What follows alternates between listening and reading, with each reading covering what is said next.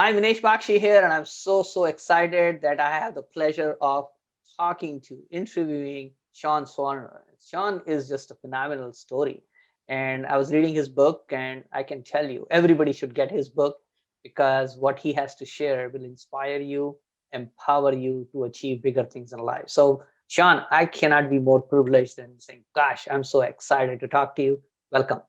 I appreciate it. Really excited about this. And I do need to mention that I'm training for Kilimanjaro, and this will be my 21st summit. Every year I take a group over as a fundraising for a cancer charity, which is why I'm dressed like this. I literally just returned from going up and down about 1,500 steps.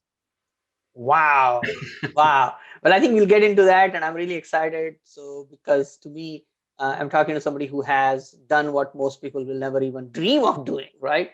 But I want to bring that dream down to the reality for a lot of people because I think that's really what your message is about.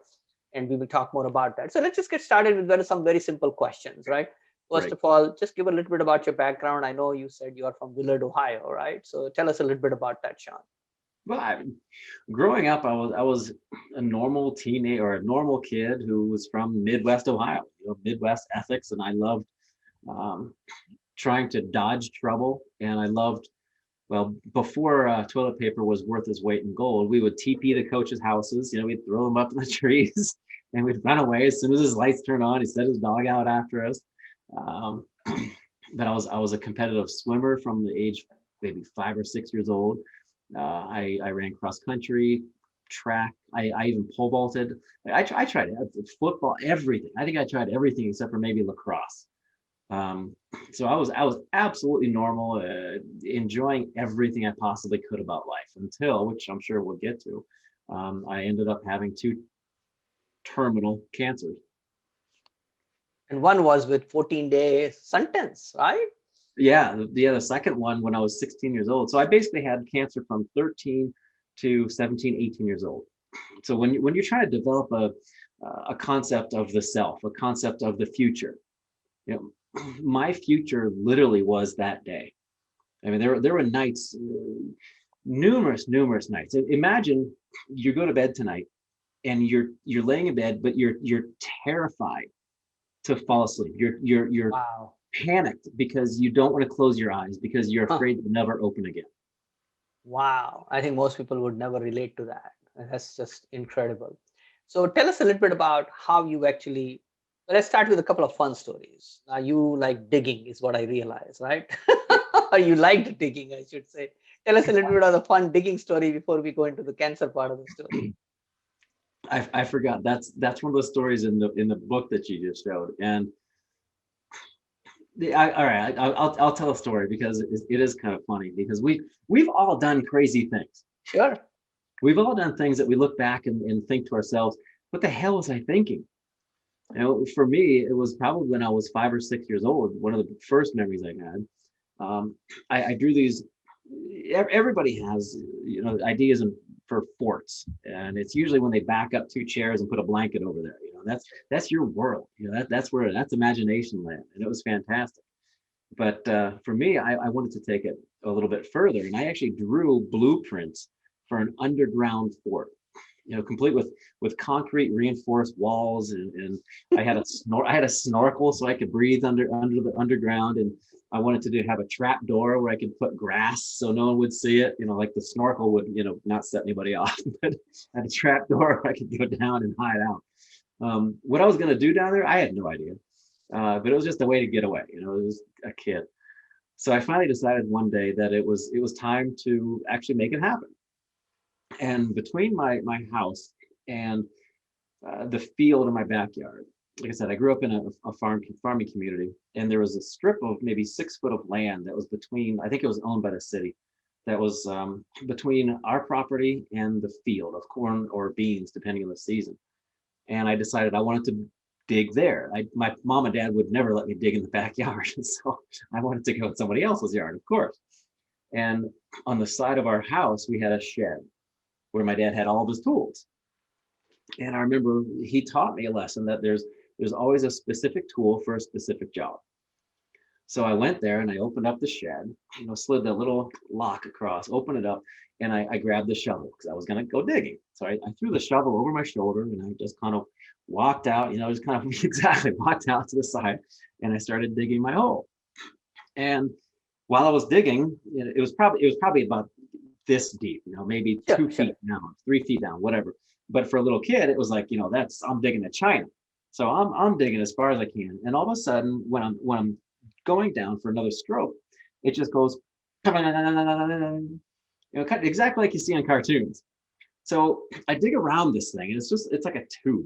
So I dig under it, dig around it, and I try to chop it up. That doesn't work. So I pitch that shovel and I go back to the shed and I look in the shed. And again, going back to what my dad taught me, like, okay, well, there's the coal shovel because we actually use that to heat. There's the coal shovel, massive amounts of dirt. That'd be great, but that's not what I need. So I found the spade shovel, which is made for chopping roots. Okay, threw that over my shoulder, headed back out to the hole, started chopping it, and I stuck it underneath, jumped on it to try to leverage it up to get it out, but nothing worked. So I went back to the shed again, and I was looking at these other tools, like, okay, that's not going to work. Crowbar, probably not so much. And then I saw my dad's axe. Right? Keep in mind, I'm 5 years old at the time, and I'm not talking a hatchet. I'm talking the proper Wow. 4 or 3 foot axe, really sharp silver blade, red handle. I throw that over my shoulder. I start walking out.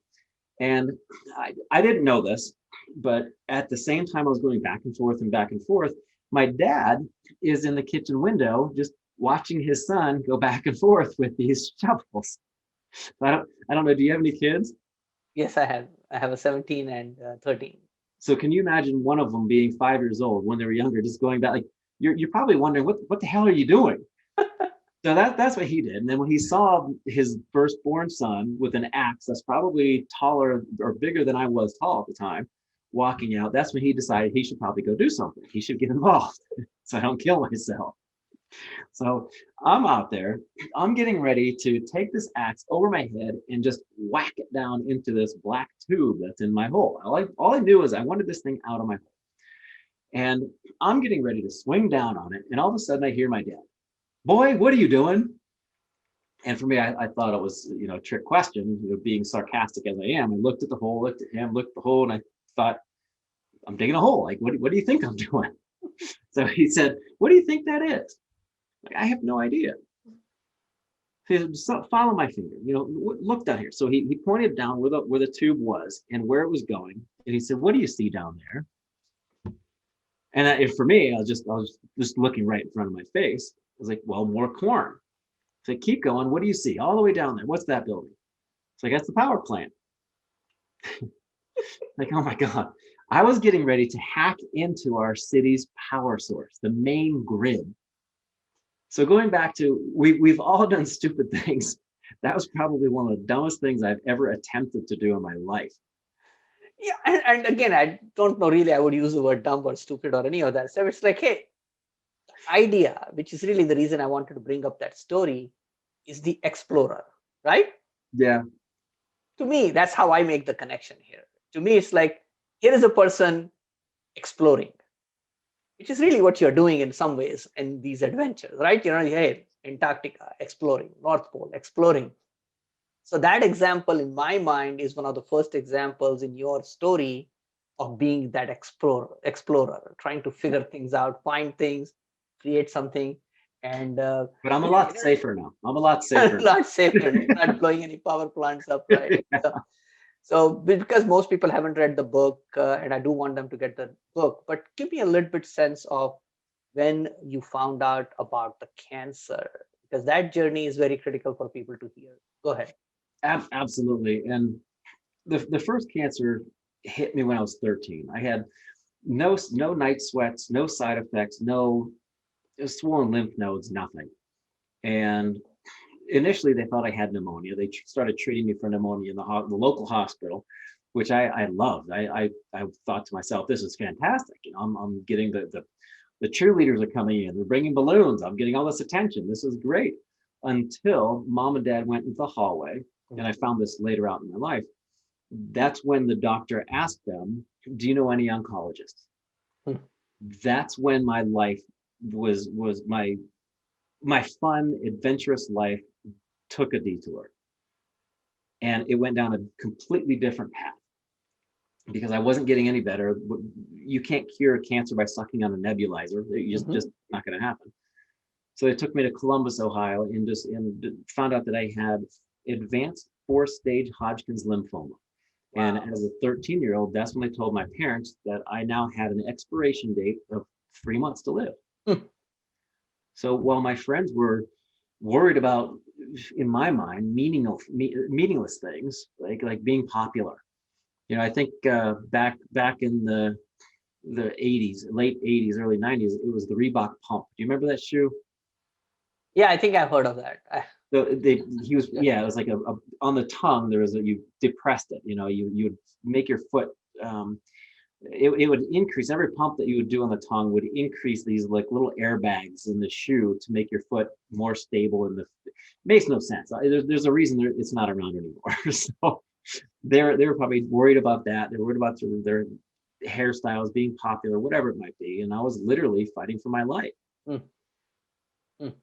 Yeah, that's pretty amazing. And you came through that, and obviously the second one happened. And again, the whole rehabilitation process, I'm sure, was pretty challenging because here you are struggling with survival, and then you find a way out, which obviously you are here. So that's great to talk. So tell me, when those moments were there, how did you inspire yourself, empower yourself to go through this and say, hey, I still can continue a life, or I'll have a life beyond what I'm suffering today? So that's a great question. And for me, I'm a huge believer in the mind body connection. Hmm. And oftentimes you have to believe it before you see it. In fact, that's not just what I believe. It's the truth because It's the truth. anything in the world, from this pen Correct. to the technology we're using now, someone had to believe in it first. They had to come up with the idea and believe in it enough to make it happen, to make it come into reality, to make it come into fruition. So for me, I like I said, mind body connection. And when I was battling the first cancer, I visualized myself in a microscopic spaceship destroying the cancer from the inside. Mm. Again, imagination was going crazy because I was 13. But what I would do is when there was a bad moment in my life, when I was getting the treatment, when I was vomiting for 36 hours straight, I would visualize myself somewhere else, doing something in the future that brought me joy, that brought me happiness, or that I was happy about. When I was having good days, I was focused in truly in the present moment. So I knew that because my mind was focused on something else, whatever got in my way was never going to be enough to slow me down. Was never going to be enough to stop me, completely stop me. So when I had good days, I was in the present moment, 100%, focused on every breath. When I had bad days, I put my mind somewhere else on something I wanted to do in the future that I was really, really excited about. So that visualization aspect. So I was two different places at the same time in my mind.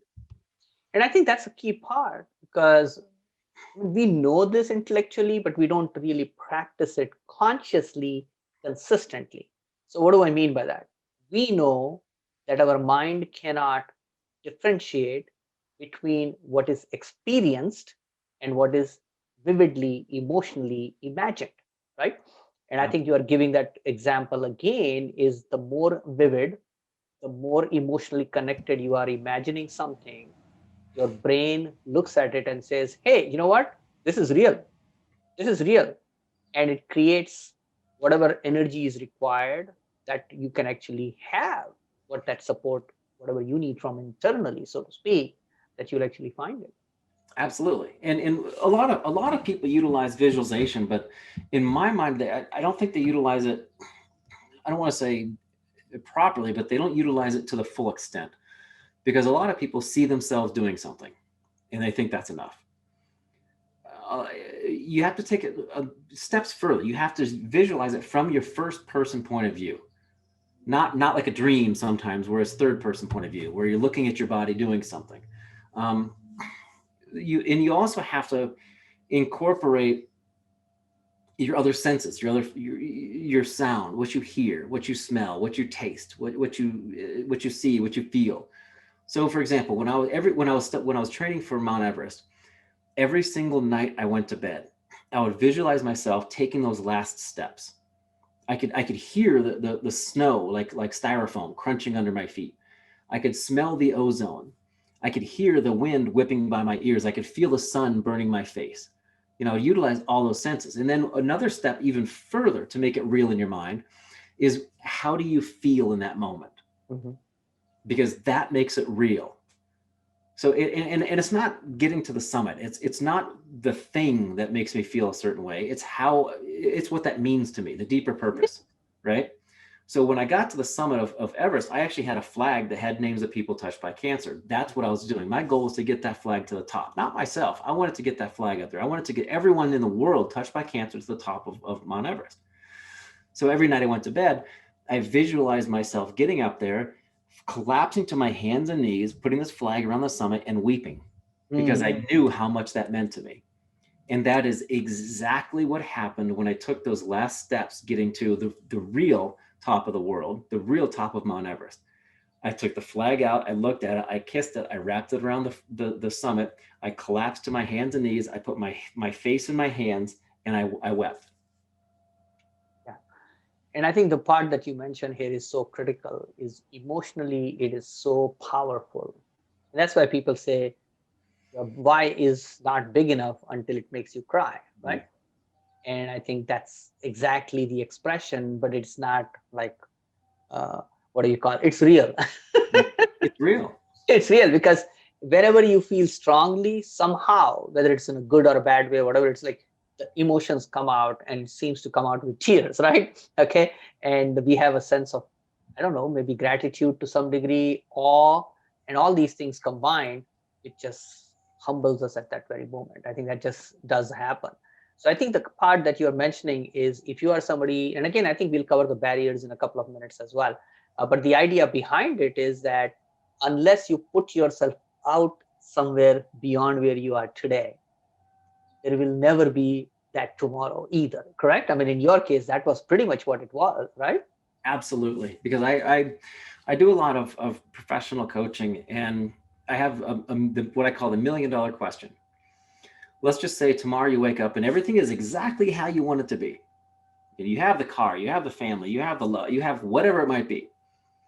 Knowing you have no control over the outside forces. You have zero control over what other people do, how the stock market is, whatever it might be. But you have full control over yourself and your choices and your decisions. And again, your personal core values. So if you woke up tomorrow and everything was exactly perfect, what's different about you to make that happen? That's a good Are you question. are you more confident? Are you more loving? Are you more giving? What's different in you to make that happen? Because you don't have those things now because you're not that future person. However, if you start living that future person in the present, you will get those things. Hmm. Wow. That's awesome. That's exactly true. And I think the answer is going to be the one which makes people realize that they have to become a different person simultaneously. They just can't be the same person who's dreaming about it and will be there, because the same person isn't going to get there. Physically, emotionally, financially, isn't going to be the same person. Exactly. The It's transformation has to occur. Yeah, it's like someone. I was coaching a guy once, and he said that he wanted to double his income because it would make him happy. And I kind of, you peel back the layers, you get to the core of the person. And he wanted to go from 150 to 300. And I kept asking him questions like, so in the heart of it was, so when you make $300,000, you'll choose to be happy. And he said, absolutely. Like, well, if happiness is a choice, why not choose to be happy now? Don't look at the things you don't have.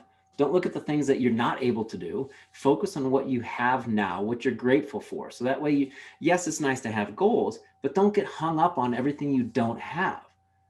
And if you want to be happy, focus on happiness now. Yes. It was this another. I just thought of this too. A funny story. It was also the same guy I was trying to explain unconditional love to. He didn't understand that.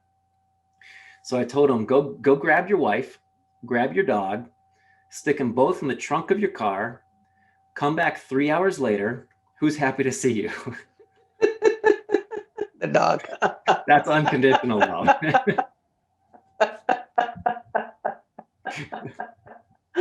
I hope he didn't have to do the exercise to learn the lesson. But he understood. Exactly. And I think that's very critical. So, one thing which you mentioned, but we will cover that later, and remind me if I don't ask you specifically, is you said he could choose to be happy today, right? I think that is not something people are even aware of and don't think they can do it. So, we'll cover that a little bit more later, in my opinion. So, let's talk about the overcome cancer the first time. Tell us a little bit. Then you went, obviously it had a second bout, so tell me about that journey so people know that it was not one time, because you had to go through chemotherapy and all that stuff. Absolutely. The first time 13, second time 16. And if it wasn't for the knee injury, they would not have found the first cancer. If it wasn't for the first cancer, they wouldn't have found the second cancer. But while I was fighting, as a 13-year-old, I remember being on my hands and knees weeping. My hair came out when I was in the shower all at once, and I remember pulling chunks of hair out of the drain so the water could go down. And I also remember that as a 13-year-old, I didn't want to focus on not dying. I wanted to focus on living, because you get wherever your attention, wherever your focus is where you're going to be drawn. Whatever you give energy to, your attention essentially, is what you're going to get. And the same thing with the second cancer. I was given 14 days to live. A man of the cloth came in. I remember him standing at the edge of the bed, ashes to ashes, dust to dust. And I looked at my mom and my dad and I asked him, what's he doing here? I'm not dead yet. They wanted to put me in hospice. They wanted to write me off. So I had an expiration date of 3 months the first time, 14 days the second time. But I think it was just a combination of everything that came together at once to push me forward. But a lot of it was right here. And it's not that I wasn't focused on not giving up. I was focused on continuing forward. An entrepreneur getting into the stock market, whatever they might be doing, I guarantee they don't get in there thinking to themselves, hey, I don't want to lose money.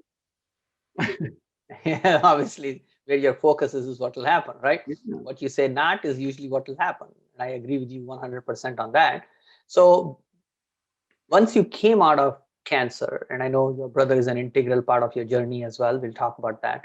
So, when you go from there, were you able to pick up life just as normal? Because I know you talk about your college journey as well. Well, I think normal is a relative term, just like cold. Cold's a relative term because I've been in 80 below temperature. That's cold. So when somebody says, oh, it's cold, well, how cold is it? My dad, who lived in the Dominican Republic for a while, he said it's 65. Yeah, that's not cold. So that's a relative term. Correct. I totally agree. Yeah, go ahead. So tell me a little bit about, before you decided one day, okay, I'm going to make that big decision. So we'll go there, but let's start with you just had like 16, you overcame cancer, you are trying to catch up on, you lost a year in school and all that stuff. You know what I'm talking about, right? Right. So I went back to high school. I had my senior year left. I was normal, as much as normal could be, but I still didn't feel like I fit in because I wasn't worried about being popular. I wasn't worried about what my friends were concerned about, where their focus and attention was. Um, then I went to grad school and I turned into Belushi from Animal House. I love that movie and I had a wonderful time. And I was a guy who I started off molecular biology, thinking I was going to cure cancer and splice Mhm. genes. And it's very difficult to pass organic chemistry and immunology if you don't open a book. Right? So I found that out the hard way. But I just didn't really enjoy it as much as I thought I would. I switched to psychology. I wanted to be a psychologist for cancer patients. Figured, as we all know, cancer or anything traumatic, it's not an individual journey. My family went through it. My mom, my dad, my younger brother, as well as friends. And when I was in the hospital, the nurses, the doctors, they became my family. So it's not an individual journey. Um, I wanted to give back and help people with this. And I took this GRE, scored exceptionally high. I finally applied myself, was accepted, excuse me, into all the schools I applied, and went to Jacksonville, Florida. But it was the first time I was thousands of miles away. I was removed from everything. And it was the first time I actually stopped and looked at myself in the mirror and asked those deep questions. who are you? What do you want? Because I didn't have that opportunity when I was in high school, which is when you develop a sense of you, who you are in your future. I didn't have that opportunity because my future literally was the next day or that moment. And I didn't understand what cancer did to me, but I knew that I had been given the gift of the mind body connection and inspiration because I utilized that all through college because I was a two sport athlete in college as well. And I wanted to do something tremendous that no one had ever done before. And I wanted to use literally the highest platform in the world to give other people touched by cancer some hope. Mhm. And because I really think the human body can live for about 30 days without food. The human condition can sustain itself for about 3 days without water, but no human alive can live for more than 30 seconds without hope. And I wanted to give people hope. And it started off with Mount Everest and being the first cancer survivor to climb Everest. And when I came up with the idea, like I said, I was living in Jacksonville. Um, After doing some research, we found that the highest point in Florida is the top of the Four Seasons Hotel. So we had to go where the mountains were. We moved to Colorado, and I realized that I had to train. I had to put in the due diligence, and I would do something every day because consistency is more important than intensity. Utilizing the compound effect. So I trained and did something every day. Literally 11 months later, I ended up climbing Everest after being homeless for a couple months because when we first moved out to Colorado, I had no place to live. We camped and we lived out of the back of my Honda Civic. My office was a payphone bank and a library, but we made it happen. Yeah, so we will cover specific questions on that as well a little bit more. But the key question is that how do you have the courage to create that picture, that intensity for a dream to say, hey, I will go do that. And I think that's what, in my opinion, your book and your journey is about, is everybody has a Mount Everest in their life, right? Okay. And the Mount Everest could be anything. But at this moment, that is the Mount Everest. And you and I have to focus on accomplishing whatever that is, to overcome whatever struggle there is in order to be at the summit, not because of anything else, but that's the Mount Everest at this time. And if you and I can focus on that Mount Everest, we can complete that journey, then there might be other Mount Everest in our lives coming up, right? But I think by you, it's not just symbolic, but you actually, it's what, 29,000 feet, something like that, right? Yeah, Okay. 29,035 feet, That's depending what on I where thought. you're at. 32 is what yeah, exactly. 29, 32 is the memory I had because I follow this stuff. You know what I'm saying? And it's interesting. I do follow some of that stuff, not as actively as I used to follow. But I think the question which I think we should address is like, how do you come up with saying this crazy idea? And again, people will say it is crazy, obviously. And this huge idea that starts to challenge the way you think about yourself, and it just challenges everybody else as well. Like, what is it? So where do you come up with that? I'm not saying as a person alone, but also as a human being, right? You know what I'm saying? Well, absolutely. And I started laughing because I just remembered when I first told my parents because my brother was going to base camp and he was going to be my base camp organizer. And I remember telling our parents that we were doing this, and my dad, I still have his voice in my head. He looked at me and he said, "We didn't get you through two cancers to go kill yourself on a hunk of rock and ice." Spoken like a true father, right? And I'm and a Midwesterner, right? Exactly. So he wanted to make sure I was safe. He's like, "Look, you got through two cancers. What are you doing? You're crazy." But I like I said, with the whole mind body thing, I would always focus on myself, focus on those last steps, and I would also work backwards from that. Yes, I was focused on making it to the top, and just like the two cancers, I wasn't focused on not dying. I was focused on living. Just like going on Everest, I wasn't focused on falling. I was focused on making it to the top. However, within that visualization, you also have to focus on what potentially could go wrong. Mm-hmm. Don't dwell on it, but no, I know I have to go across ladders that are spanning across crevasses. I know I'm going to go up a sheet of ice that's at a 45-degree angle that goes on for a mile. And if I take a step 6 inches in one direction the wrong way, I could tumble to my death. I know that I'm going to be going up into altitude where humans are not designed to survive. And when I'm on the summit, I know I'm going to be up there where the wind and I came home with radiation burns on my face. But I also focused on how I could handle those situations if that happened. So if something did happen, I was ready to deal with it here. So if I fell into a crevasse, I knew how to get out. If I fell down the ice sheet, I knew how to use a Jumar, a protection to help save myself from falling down, the ice axe, whatever it might be. On the summit, I knew I was going to be covered up. So I didn't focus. I looked at what I could do to prevent that from happening. Yes, but if it did happen, I was already ready for it. It's like, and it's like being in a relationship too. So, a business relationship or, a personal relationship. How many people do you know stay in relationships they know are wrong? And Exactly. yeah, and I think the reason is because they're so focused on what they have as opposed to everything they could potentially gain. And Sure. that's comfortable for them because this out here outside of them is not real to them. Hmm. They haven't taken that step to get out of that relationship, like I said, business or personal, whatever. So for me, I was already on the top. I already knew what was going to happen. With those relationships, you're going to have issues that go along the way, but see how you're going to react to that. Sure. So for me, I started at the top, I worked backwards, and I was already there when I got to base camp. Very good. And I think all people who follow any journey over about Mount Everest know one of the tricky areas is the Khumbu Fall, right? And Exactly. and I know you have an interesting story. You want to tell about what Khumbu Fall is, Khumbu Pass, right?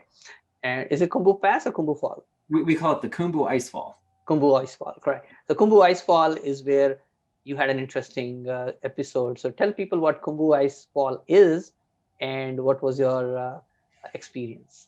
Well, we had numerous experiences up there, but the first time I tried to cross a crevasse, I almost fell into the gaping hole in the ice. But if you can, I'll set it up, because if you can imagine Manhattan, downtown New York City, on a 45-degree angle, all the buildings and skyscrapers would tumble into one another, Yes. right? And move that 4 feet a day. Hmm. And pretend those giant pieces of skyscrapers are ice. That's the Khumbu Ice Fall. And you can hear it snapping and popping. So, well, you know what it's like when you have a glass of ice and you pour some Yeah. water in there, right? Yeah. Exactly the same sound, except on a massive level. And I remember, I'm assuming you're talking about the time that I was on. Yeah, the lady was taking, yeah, Exactly. and Yeah. So I was on a chunk of ice. We call them a serac. I was on a serac about the size of, say, a bus, a double-decker bus in London. And there are ladders that connect these sometimes. And there's a lady taking her time, going backwards down. And I was with a guy named Kami Sherpa, who was a friend of mine, who was actually in our expedition, who was one of the two Sherpas I had, which were phenomenal people. And we heard this snapping and popping and just, the crushing almost. And in the Sherpa culture, they believe in reincarnation. mm-hmm. And you know how sometimes you feed off of each other's energy. Like Correct. when one person gets excited, the other person gets excited, and you kind of feed off of that. It works the other way as well. So he was over here getting a little bit nervous. I was starting to get a little bit nervous, which made him more nervous, which made me more nervous. And I instantly thought, well, he believes in reincarnation. What the hell is he afraid of? So he's over here chanting, Om Mare Padme Ho, which means hail to the jewel of the lotus, right?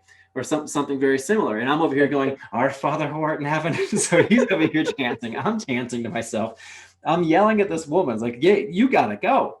So he gets down that ladder. I get down the ladder. And when we were safe on the platform below, everything we were standing on disappeared into a crevasse. Ladder, everything just gone. So that we decided that we were never coming down late in the afternoon again. Too many people. Too many people. And what happens is The The sun comes up and it right, melts the ice. warm. The water gets underneath. At night, it refreezes. Yeah. Wow, that is amazing.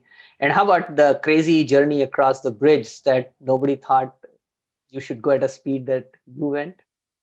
The bridge going to So not you just ran across the bridge, whereas other people thought you were crazy, right?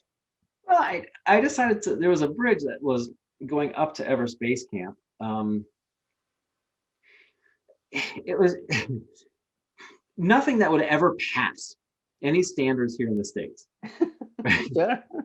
People would look at it and like, no, you cannot use that. Um, and most people would, take their time going across. And I figured I'm just going to launch myself into it. And I ran across and it started undulating. The whole thing was kind of flopping around, and I loved it. I got to one side, I ran back to the other side. My brother was over there. He looked at me, what are you doing? It's like, come on, man, this is fun, because the whole thing was just undulating. I said, I'm going to have a good time wherever I am in life. If it's my time to go, it's my time to go. And I think that's a good way to look at that, because overall, with this particular recent phenomenon of the pandemic and everything else, what shocked me, and it may not be politically correct to talk about that way, but I've been shocked how scared people are, and I just can't believe it. I'm like, what are you so afraid of? Let's say you believe in God. Let's say you believe in Jesus, right? Okay. So worst case scenario, you go meet Jesus, right? If you've been following the path, right? You know what I'm saying? If you're following the 10 commandments, or at least you have accepted Jesus in your life, right? You go meet Jesus. So what's so bad about that? I mean, on one side, I'm not saying you should give up on life. That's not where I'm coming from. But what are you so scared of? Live life today. And if the pandemic, the lockdowns have taught me a lesson, is that, hey, why shouldn't I live life today? Like I went skydiving a couple of months ago, you know. Nice. So I don't like driving fast either, but I did go on a NASCAR track in Daytona, and I didn't do well. They told me to get off because I was too slow, but that's a separate issue. My daughter, who's only 17, she was the fastest of the 26 drivers on the lap that day. Wow. So yeah, and because she has been conditioning her mind for a long time, and I think I've been doing a better job of conditioning her mind than my own mind. To be honest, I've been a better coach than a player. But the point here that I think is important for people to realize is that if you're not living life every day, what the heck are you here for, right? I mean, that's really the my message from everything that has happened, as well as your journey as well. You want to share any other couple of quick points about covering Mount Everest, and then I want to quickly ask some questions about some of the good things you are doing and how people can take advantage of what you have to offer in coaching and so on and so forth. So, just a couple of any other tidbit ideas about your clients. Yeah, absolutely. So, after Everest, I continued on and climbed the highest mountain on every continent, skied to both poles, and completed the Hawaii Ironman triathlon. And I'm fortunate to say there's only one person in history who's ever done that. Exactly. You, Yeah. And we also forgot to mention that I'm doing all this on one lung. one lung. Yeah. But going back to how COVID is has affected people in such a way. I've been thinking about that a lot. And there's this popular word that people like to pick out, and it's triggers. Oh, that triggered me to feel this way. That triggered me. For the longest time, I still go in once a year for my annual checkup, blood work and everything, because no one's ever had these two cancers. No one knows what's going to happen to them. So when I get the bill of health, the clean bill of health every year, I see it as a new year to live. Another lease on life, another year to live, another year to go out and have fun, and to live life to the fullest. And for the longest time, the word cancer, a 6-letter word, I had to count, 6-letter word, used to make me feel horrible. Mm. Going in, I used to be petrified. And I can't tell you how many people, when they hear the word cancer, they think the same thing. Like, oh, that's a trigger for me, right? That's going to make me be in COVID. You hear that, like, oh, don't say that. You know what? It's not the word; it's how you react to it. Mm-hmm. If people say they have triggers, change how you react to the trigger. It's not the word, it's not the action, it's not something outside of you that's making you feel a certain way. So as soon as you realize you are voluntarily giving the ability to affect your emotions on a core level to something that is a word, you lose who you are. You lose control over who you are.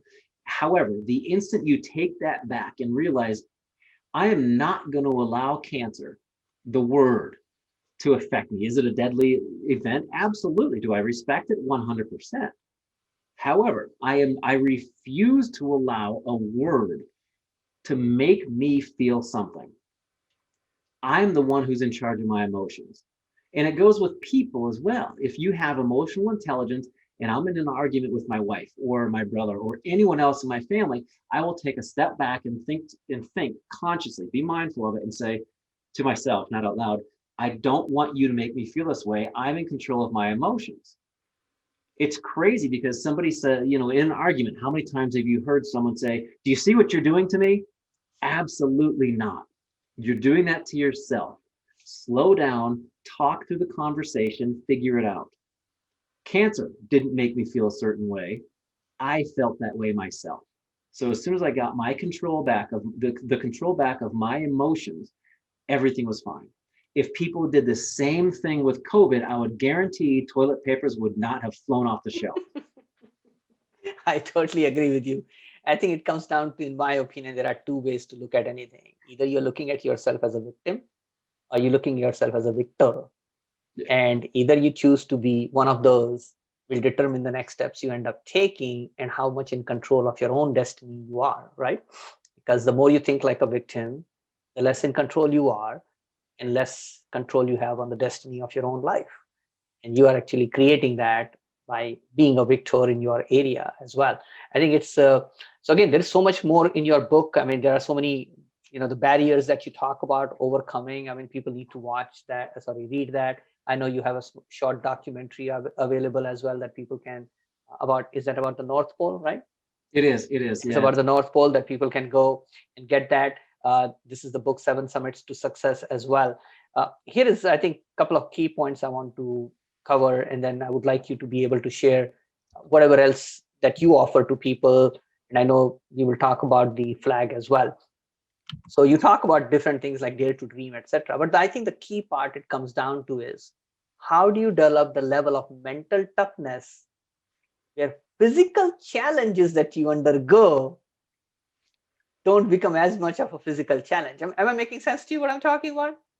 Absolutely, because people have asked me a similar question, and I turn it around and say it's amazing how mental being physical is, Mhm. because the mind breaks before the body does, Correct. and it's not something that is instantaneous, Mhm. unless you have something traumatic that happens in your life, the cancer, for example, which is why every year I take a group up Kilimanjaro, Correct. because that is a shortcut to change. You are in the moment. You know what you're doing in that moment. You know where you want to go.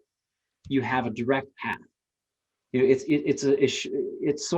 short circuits your brain, your synaptic connections, to help you see potentials as opposed to opportunities. And then when you come home, and then you come home and you continue doing what you learned on the mountain. And my success rate on the mountain for the groups, it's double the average of the mountain, because we do things differently. And I'm also putting together a coaching trip up the mountain, which is going to be phenomenal.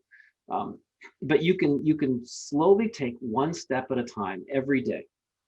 And the issue is so many people try to change nine things at once. Just pick one. Start with one. Make it a habit. Do it that way for 3 weeks. Just see what happens. If you want to cut out sugar, try to cut out sugar for 3 weeks. One little thing. If you want to drink a gallon of water every day, do one thing.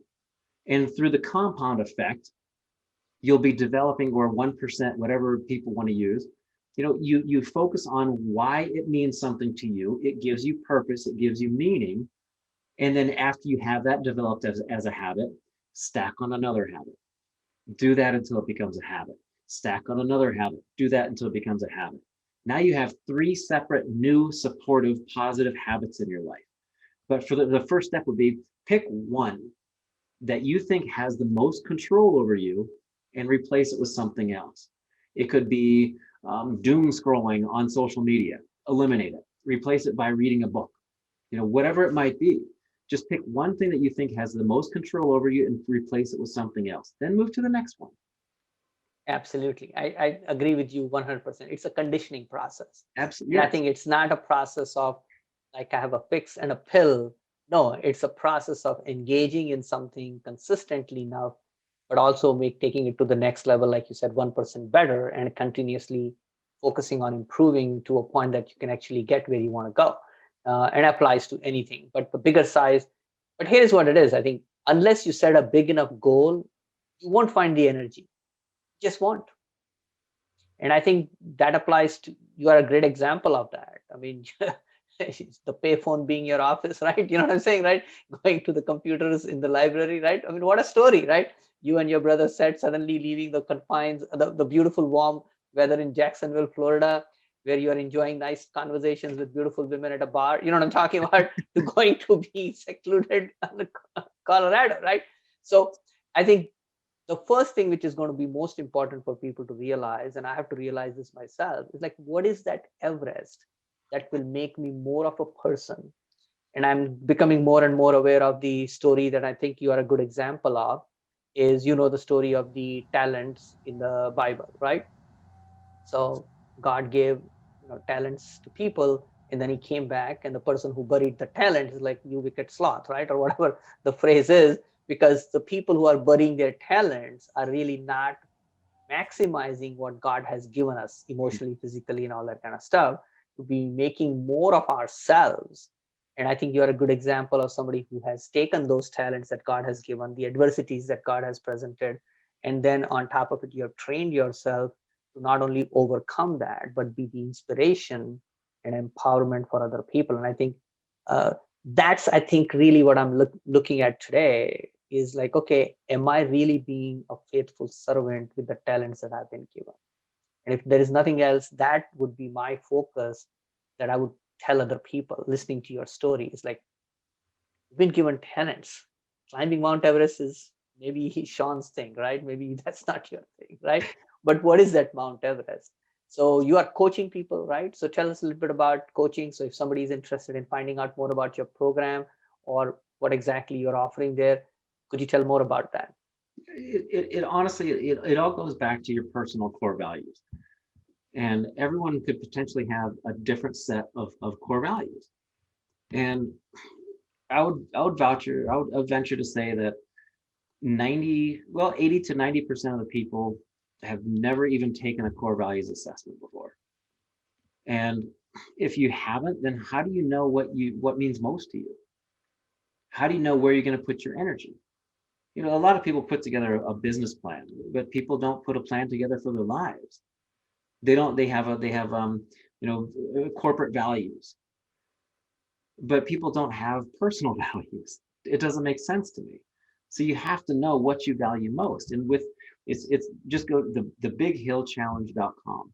It's a 3-week challenge where it helps people focus on their personal core values and utilize those to become whoever they want, to get whatever they want. And it's unlike anything I've ever seen before.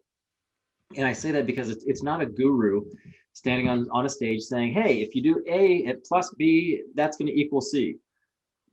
For numerous people, that doesn't work. And it doesn't work because you're not tapping into what matters most to each individual. So this is a quote unquote generic enough program that it'll work for everybody, but it's so specific because it's based on your personal core values. And you figure those out at the beginning, even before you get into the program. So based on what matters most to you, you move forward with mindfulness, with the compound effect, with fear and anxiety, figuring out how to deal with fear and anxiety, and utilizing the compound effect to help with triggers as well. Very interesting, because in over 20 years ago, I was a computer programmer. I hated my job. And because I'm a people guy, I want to be in front of people rather than, sitting at a desk talking to a computer. You know what I'm talking about, right? Okay. And so that kind of stuff. And so I decided that I wanted to leave that, start my career as a speaker, author, and a business coach. I published 10 books so far. And, I love the story, because that was part of the, but the driving reason for me was I could not have a boss. You know what I'm talking about, right? So that was a core value for me. The other core value for me was, putting my family before everybody else, right?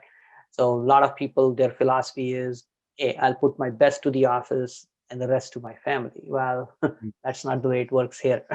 It's not the way it works here at all. And I've homeschooled my children, and my daughter is almost 18. She's just 2 months away. And I've been totally 100% responsible for what she learns. And she's done a great job. She interviewed 100 people for 10 minutes, successful people. 70 of them make a million plus a year. On what would you say to your 17-year-old self? So I would love to have you be one of those people. If you have 10 minutes or something to share with her, I think it would be inspiring for her, because she's learning more, in my opinion, from people like you who have succeeded than sitting in a classroom, which I don't think prepares people for life anyway. That's a separate conversation here. Yeah. The reason I want to make sure is, like, I created that clarity in my mind 20 years ago, right? And I'm looking back and I'm happy to see that my life is a dream life, right? And it's not that I have all the money in the world and everything else. No, that's not the point. The point is, am I living true to the core values? And when you live true to the core values, you won't have that many regrets. We all will have regrets of some nature, but not those critical regrets. And so bighillchallenge.com is what you mentioned. So I'm sure people can take advantage of that. What about, where can people find your books, and people want to have you as a speaker, or tell us more so that people know how to get hold of you? I will. Wow, excuse me. No worries about it. This is real world, right? Yeah, I muted the mic, so hopefully you didn't hear No, that. no, I didn't. Wow. I'm sorry, what was the question? I was trying to hold Yeah, back. how do people, yeah, so if there are things that you can offer people, that you can tell about, maybe your book, maybe your program, how can people get hold of you, uh, either as a speaker as well? You know, you can go to SeanSwarner.com, Mhm. SEAN, like Sean Connery, Swarner, just like the Warner Brothers, but slap an S on the front, or just shoot me an email directly, Sure. Sean, SEAN, at cancerclimber.org. Because there's so many different places I could send. One is www.killyhope.com, where we take Okay. names of people touched by cancer on a flag to the Mhm. top of Kilimanjaro. Mhm. There's the elevatechallenge.com, which you put the 8 ELEV 8 challenge.com, where it's we're taking business executives, CEOs up Kilimanjaro and doing an immersive coaching program there, Mhm. and then we're taking him on a 5-star safari afterwards. So there are a lot of different angles and avenues. And again, with the Big Hill Challenge, I'm utilizing that in a number of different corporations. So the CEOs can reach out, or HR, whoever can reach out, and we can utilize this within the corporate realm as well. So they're just Sean at cancerclimber.org. Thank you. So give us a glimpse of people wanting to join. Actually, Kilimanjaro trip sounds fantastic. I'm not sure I'm up for it. I don't know what it takes, so I have no clue. But I'm curious, because one of my clients actually quite a while ago told me that he climbed as well as his son climbed, if I'm Wow. correct. Um, so maybe he went through you, who I don't know. But anyway, so tell me, what does that take? Just like quick example of that, so people who are listening may say, yeah, that may be for me. Well, with the Elevate Challenge, we're looking for, we're running it in October. It'll be the beta test. So we're looking for 5 adventurous people Mhm. who can sign on and want to do 7 days up and down the mountain. So we summit on the 6th night. Um, and I put it together because I've known numerous millionaires and a handful of billionaires. And if you peel back the layers, a lot of those people aren't happy because they're thinking that other stuff will make them happy. You know, the next house, unfortunately the next wife, even. They're maybe married 3 or 4 times. Their kids hate them. You know, there's something where they're trying to find something continuously Yeah. looking for it. It's not there. Look, you need to stop and look at yourself in the mirror. And when you hit the base of this mountain, it doesn't care how much money you have in the bank. It doesn't care how many houses you have. It doesn't care how many cars you have. It doesn't care what your title is. Every single person starts at the same level. We are all the same when you hit that mountain, but we're all different people when we make it to the top. That helps you tap into your personal core values and you instantly change your life. And like I said, one of the reasons I did it was because our groups were double the average success rate. So I want to help people see more of what I know about life without having to go through what I went through with the two terminal cancers. My first goal was to crawl 8 feet from the hospital bed to the bathroom. Wow. And I was in a medically induced coma for a year of my life. I don't want people to have to go through that to know what I know about life. But I want to help people understand that they can do it themselves. So after we come off the mountain, we're going to go on a 5-star safari and kind of unpackage and unbox everything they learned on the mountain. And it'll be a tremendous opportunity for people to network with other high net worth individuals, so they can talk about what they went through from a person standpoint. Yeah. Because one of the questions we always ask is, who are you? They say, oh, I'm Yes. a CEO of this. No, I don't care about what you do. I want to know who you are. And I want those people to connect and network with the individual. If it leads to business, fantastic. That's great. But I'm more concerned about helping people here and helping them as a person. And I think that's fantastic. And how long does it take for somebody to prepare starting from scratch to be good enough to be able to get on that journey? It honestly, it depends on what kind of shape you're in now. That's exactly the point I'm saying. So if somebody Yeah. is not there yet in terms of the basics, right? The basics means obviously I'm assuming they can walk, I'm not assuming they're and I mean they're not like super overweight that they have to cut down like 200 pounds before they can start. But if they're in average shape, right? Even somebody like me, I'm about 130 pounds, 25 pounds, and I'm 58 years old, right? I have no climbing experience. But There's Kilimanjaro is not a climb; it's an endurance hike. There's zero technical ability. You don't need any okay, technical abilities to climb it. Okay. interesting. And if anyone wants to go in October, there's plenty of time to train, and I will help you train. I will personally help train you too. And not necessarily, not only the body, Physically. Yeah, okay. exactly that. Just to be, Interesting. Well, to interesting. So let's talk offline with that. I'll get the whatever details you have. Just send it to me, because absolutely. that might be a worthwhile way to look at this, because we have our own goals to achieve. That's awesome. Fantastic. Is there anything that you are looking for that we can support you in, or people who are watching, listening, because this will go out to a lot of successful people as well. Uh, what is it that you are looking for? I'm not saying you're begging for it or anything, but it's like maybe a resource, maybe a connection, or maybe a dream or something that's important to you, that maybe somebody can be part of it. Well, I would love to give more keynote presentations to Okay. corporations, Mhm. because I've been a keynote speaker for years, spoken with IBM, Google, Merrill Lynch, all over the place. Um, and I would love to get the Big Hill Challenge into more corporations to help them focus and understand that if you if you know your employees are people, and if you invest in the person, that's going to come back 100-fold. Oh, absolutely. I totally agree with you, because one of my books is called Stop Hiring Losers. And the other one is called $1 Million Team Secrets. So my job is in the area of team building. So very good point there as well. So fantastic. Well, I'm so excited about your Kilimanjaro trip. And oh, before I forget, I know people can get the name of a cancer survivor on a flag. I think you had mentioned that. Do you want to mention that?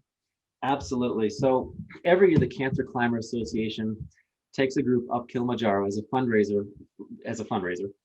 And what we do is we actually cover a survivor's trip every year, all Hmm. costs covered.